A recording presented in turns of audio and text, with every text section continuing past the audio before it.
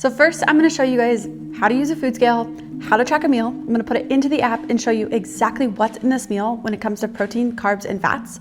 Then we're gonna talk about why it's important to track your macros and also why you shouldn't track them forever. So let's get started. The first thing I'm gonna do is I'm gonna get a food scale. You can get these at the local grocery store or you can order it off Amazon. It'll probably be here today. I like to track everything in grams. You can use ounces as well, but I'm gonna do everything in grams today. So I'm gonna take my food scale and I'm gonna turn it on. I'm gonna take my plate and I'm gonna put it on the food scale. Then I'm gonna make sure I hit tare and zero out the food scale. So you can now see that it took the weight of the plate out. That means I'll know exactly how much food that I put onto this plate. So for the first meal, we're gonna start with sweet potatoes, beef, asparagus, and avocado. So we're gonna get a little bit of protein, carb, fiber, and fat, which is how we should build all of our meals. So I'm gonna start with 150 grams of sweet potatoes. So I'm just gonna add the potatoes to my plate. So you can see I currently have 70 grams of sweet potatoes. The scale is starting to increase. So this is how I know exactly how much I'm gonna be eating. You guys are gonna see 150 grams is quite a lot. So there we go, 150 grams on the dot. So next I'm gonna tare the scale so it goes back to zero. So now it's removed the weight of the plate and the weight of the sweet potatoes. So I'm gonna go ahead and add my beef. I'm gonna go for 120 grams of beef. We have 93.7 pan brown beef here, which is important, and we will input that into our app once we load it. See if I can, we like ours chunky. Find it good.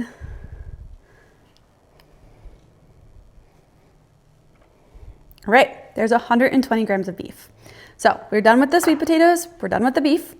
Then we're gonna go into our asparagus. So again, I'm gonna tare out my scale. That's the most important piece before you add anything to the plate so you know exactly what you've been adding to the plate. I'm gonna take my asparagus, which we've roasted in the oven, and I'm gonna go for 50 grams of asparagus. Look, my whole plate is almost full. And then lastly, I'm gonna go ahead and add my avocado. I'm gonna do 50 grams of avocado for good, healthy fats. Squeeze it out. It's cold.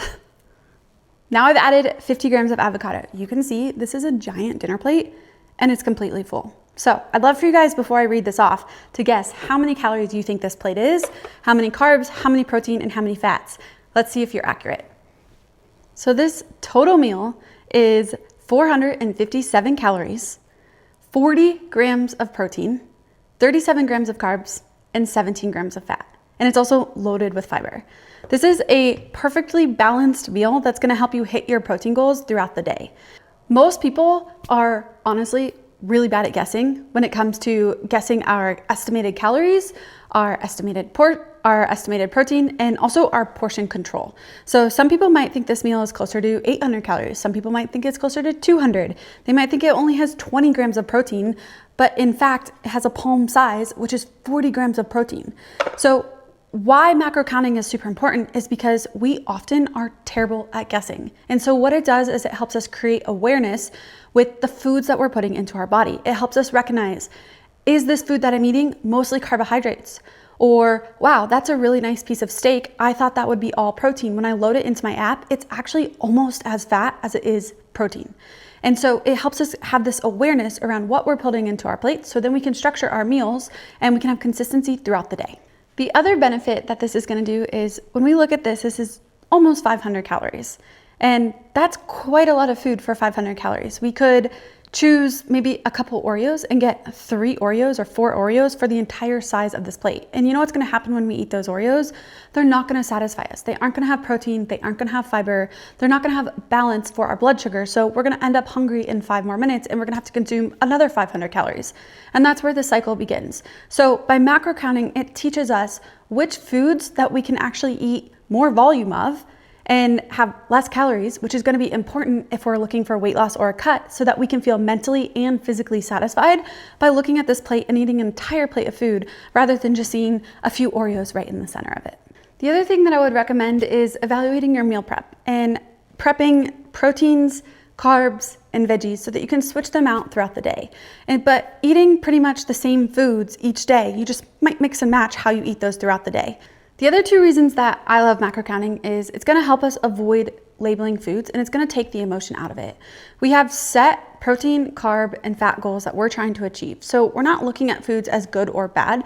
We're trying to create these meals that are structured and well balanced. And so it's gonna help us remove that emotion and look at the data to make the meals so they fit our goals and they can help us reach our goal. And with that being said, I also find that it helps you quit snacking, because often we don't want to get out the scale and we don't want to open up our app and weigh and measure 2 bites of peanut butter or 2 bites of a cookie. It's just not worth it. Or a handful of chips. It's like, that's a lot of effort for me to eat 3 or 4 chips. I don't want to get the scale out, throw those chips on, open my app, and it's really not worth it. So it's going to help us eliminate that snacking. And I find that you recognize, like, okay, I'm gonna sit down and I'm gonna build well-balanced meals instead of grazing throughout the day, because we might not even realize that we graze. If we work from home and our kitchen's in the other room, we're just gonna get up from our desk, get a couple steps in, and you might catch yourself grabbing a few handful of things. When we macro count, you're gonna cut that out, I guarantee it. The goal with tracking and macro counting is to help us reach a goal. So we don't want to be doing that long-term and forever. We want to get ourselves down to our target number or to our target body composition. And then from there, we're going to shift in maintenance. And once we shift into maintenance, we can eyeball this plate of food. We can look at it and think, okay, I typically have about a palm size full of protein. I typically have 1 to 2 cups of carbohydrates. I typically have about a fist of vegetables. And I typically have about a thumb of fats. And that's how I'm going to build my plate. So once you weigh and measure the same foods or similar foods for a long enough time, you can then visually recognize what your plate should look like, and that will get you close to what you should actually be eating. That way we don't have to be locked into using our app and carrying our food scale with us everywhere, because life happens. We have family events, we have social events, we go out with friends, and we don't want to be pulling our scale out of our purse, setting it on the table at dinner, making sure everything lines up perfectly. We can have flexibility and still maintain. And that's the goal of macro counting, is to educate you so we can get to that recomposition, and then we can live our life at maintenance.